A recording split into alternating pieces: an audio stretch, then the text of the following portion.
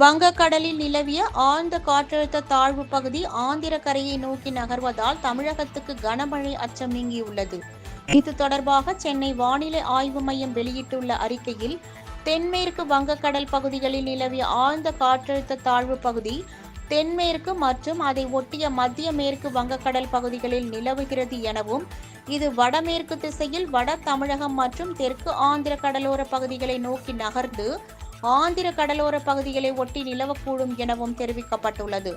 இதன் காரணமாக தமிழகத்தில் ஓரிரு இடங்களிலும் புதுச்சேரி காரைக்கால் பகுதிகளிலும் லேசானது முதல் மிதமான மழை பெய்யக்கூடும் எனவும், அதிகாலை வேளையில் ஓரிரு இடங்களில் லேசான பனிமூட்டம் காணப்படும் எனவும் தெரிவிக்கப்பட்டுள்ளது. 21 முதல் 25ஆம் தேதி வரை தமிழகத்தில் ஓரிரு இடங்களில் லேசானது முதல் மிதமான மழை பெய்ய வாய்ப்பு உள்ளதாகவும், சென்னை மற்றும் புறநகர் பகுதிகளில் அடுத்த 2 நாட்களுக்கு வானம் ஓரளவு மேகமூட்டத்துடன் காணப்படும் எனவும் அதில் குறிப்பிடப்பட்டுள்ளது.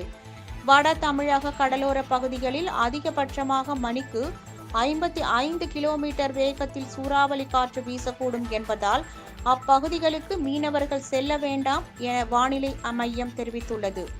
வங்கக்கடலில் நிலவும் ஆழ்ந்த காற்றழுத்த தாழ்வு பகுதி ஆந்திராவை நோக்கி நகர்வதால் தமிழகத்திற்கு கனமழை அச்சம் நீங்கியுள்ளது.